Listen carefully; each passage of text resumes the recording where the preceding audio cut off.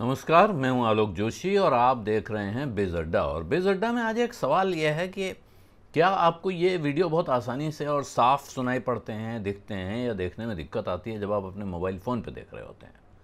क्यों पूछ रहा हूँ ये सवाल? क्योंकि इस सवाल का जवाब अब आने वाला है और इस सवाल का जवाब होगा 5G नेटवर्क। 5G स्पेक्ट्रम की नीलामी हुई, अभी आपको खबर मिली, बताया गया कि रिकॉर्ड नीलामी है, 1.5 लाख करोड़ से ऊपर आया है।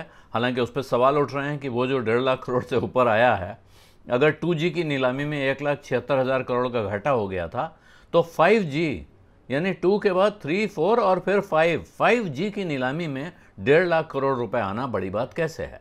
लेकिन इस किस्से को किनारे रखें और हम ये समझें कि 5G का मतलब होगा कि अभी के जो 3G 4G हैं, इनके मुकाबले 10 गुना स्पीड आ जाएगी, 4G से 10 गुना स्पीड आएगी और आपके लिए ये वीडियो देखना आसान हो जाएगा, जो वीडियो आप अपने मोबाइल फ़ोन पे देखते हैं या घर पर अगर आप नेटवर्क का इस्तेमाल करके देख रहे हैं। इस वक्त जो दो कंपनियां बड़े मुकाबले में हैं भारत के बाज़ार में 5G के, वो दो कंपनियां हैं एयरटेल और रिलायंस जियो। रिलायंस जियो अब देश की बड़ी टेलीकॉम कंपनी हो चुकी है, एयरटेल को टक्कर दे रही है बराबर से।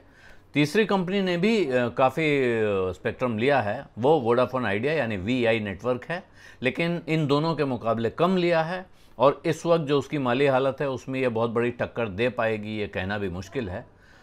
अभी तक का जो आपके दिमाग में ख्याल होगा वो यही है कि जियो ने जो धमाका जब से जियो शुरू हुआ है तब से उसने मचाया हुआ है 3G 4G वोल्टे इस सब में, उसी तरह 5G के लिए भी वो पूरी तैयारी किए हुए है और वो कर रहा है तैयारी, इसमें कोई शक नहीं है। लेकिन इस वक्त जानकारों का मानना है कि शायद एयरटेल को शुरुआती दौर में 5G के कारोबार में एडवांटेज हासिल है, वो ज़्यादा तेज़ी से तैयारी कर चुका है और वो ज़्यादा तैयार है नेटवर्क लॉन्च करने के लिए। हालांकि इस तैयारी के बावजूद जो तारीखें आ रही हैं सामने, वो तारीखें 2023 में भी नहीं, 2024 में आ रही हैं कि फुल लॉन्च जिसको कहते हैं देश भर का, वो 2024 में होगा। हालांकि उससे पहले 10 शहरों के साथ लॉन्च हो रहा है, दोनों नेटवर्क 10-10 शहरों के लॉन्च की तैयारी में हैं।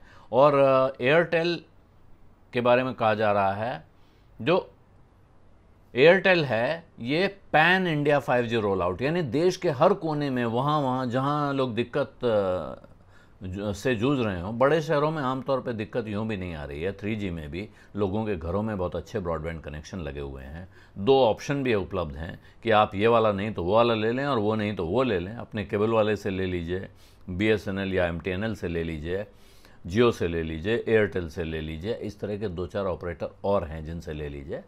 लेकिन ये जो ऑल इंडियन रोल आउट है और एकमात्र जो नेटवर्क है जिसके पास पूरे देश में 700 मेगाहर्ट्ज़ के स्पेक्ट्रम की उपलब्धता है, मौजूदगी है, जिसने वो ले रखा है लाइसेंस, वो एयरटेल है और जियो है, माफ़ कीजिएगा। तो जियो कंट्री वाइड जब रोल आउट करेगा तो वो उन्होंने एक मोड चुना है जिसको कहते हैं SA mode, stand alone mode, और एयरटेल ने चुना है non stand alone mode. Non stand alone का अर्थ क्या हुआ? नॉन स्टैंड अलोन का अर्थ है कि वो आइसोलेटेड नहीं है, और कहा यह जा रहा है कि ये जो NSA मोड है वो दुनिया में ज़्यादा चल रहा है। पूरी दुनिया में ज़्यादातर लोग, ज़्यादातर कंपनियां, ज़्यादातर नेटवर्क उसको इस्तेमाल कर रहे हैं। 90% ग्लोबल नेटवर्क NSA मोड पर यानी नॉन स्टैंड अलोन मोड पर चल रहे हैं। इसलिए एयरटेल के लिए ये काफ़ी फ़ायदेमंद होगा उसके लिए, और इसीलिए वो इसको जल्दी लागू कर पाएंगे, वो सर्विस आप तक जल्दी पहुंचा पाएंगे। और वो टेक्नोलॉजी अपनी जो इस्तेमाल कर रहे हो तो अलग है, लेकिन तमाम जो इससे जुड़ी हुई चीज़ें आती हैं, ऐप्स आते हैं और सर्विसेज आ रही हैं, वो क्योंकि NSA मोड में बनती हैं, इसलिए ये नेटवर्क ज़्यादा तेज़ी से आपके काम आने लायक हो पाएगा, ये दावा एनालिस्ट कर रहे हैं। और मार्च 2024 में उन्होंने तैयारी की हुई है। और दूसरी तरफ जियो का जो नेटवर्क है रिलायंस इंडस्ट्रीज़ की अभी एनुअल रिपोर्ट आई है, उसके हिसाब से उनका प्लान 1000 शहरों के लिए तैयार है, जबकि एयरटेल का कहना है कि हमने 5000 शहरों का प्लान तैयार कर रखा है और इन शहरों में हम ये नेटवर्क लॉन्च कर सकते हैं।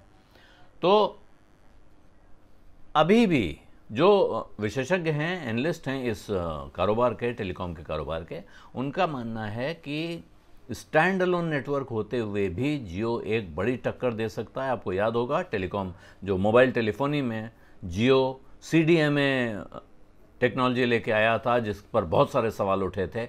इसके बावजूद जियो नहीं था उस वक्त, वो रिलायंस कम्युनिकेशंस था, तो वो CDMA टेक्नोलॉजी से ही उसने पूरे भारत में एक तरह से धूम मचा दी थी।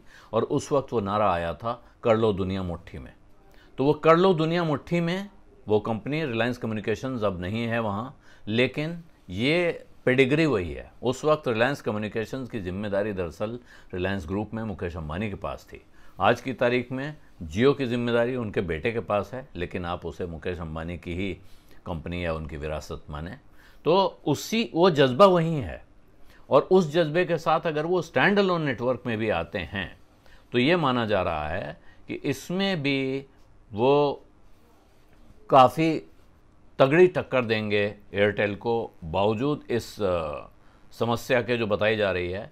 क्योंकि वो अभी तक जिस तरह से काम करते रहे हैं उसमें वो एक तरह से चकाचौंध कर देने वाला काम करते हैं। एक ऐसा प्लान लाएं, ऐसा ऑफर लाएं, अचानक आपको चौंका दें और उसके साथ बाज़ार कब्जा कर लें। तो ये रिलायंस की या जियो की टेक्नोलॉजी है, वो उनकी खासियत है, और इसी के भरोसे आप कह सकते हैं। क्योंकि जो स्टैंड अलोन है उसमें दिक्कत क्या है कि जो हैंडसेट्स हैं बहुत सारे, वो उसके लिए तैयार नहीं हैं। NSA मोड के हैंडसेट्स वगैरह दुनिया में तमाम जगह से चल रहे हैं, बंट रहे हैं, बिक रहे हैं। लेकिन आपने ये खबर भी सुनी होगी कि रिलायंस अपना 5G फ़ोन लॉन्च कर रहा है, जो 5G रेडी फ़ोन, उसका जो नया जियो फ़ोन है वो 5G रेडी है। अब वो एक और स्मार्टफोन लाने की चर्चा हो रही है कि रिलायंस की तरफ से एक और नया स्मार्टफोन आ सकता है।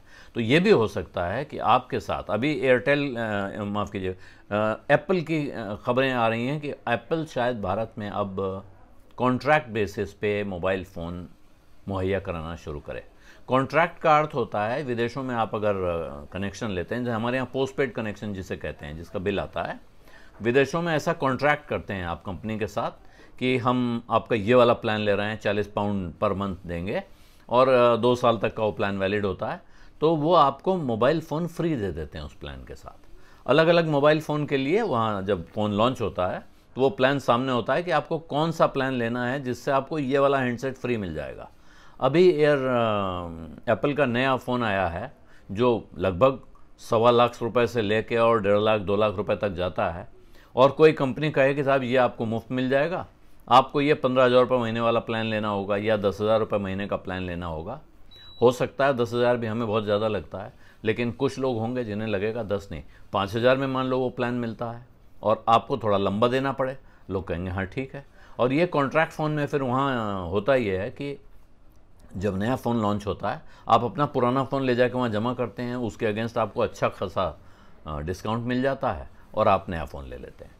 तो टेक्नोलॉजी की लड़ाई है इसमें। अभी तक जो 5G सर्विसेज में ये दोनों कंपनियां कंधे से कंधा लगा के लगी हुई हैं कि कैसे कौन आगे निकल जाए, और कट थ्रोट कंपटीशन जिसे कहते हैं, गला काट प्रतियोगिता।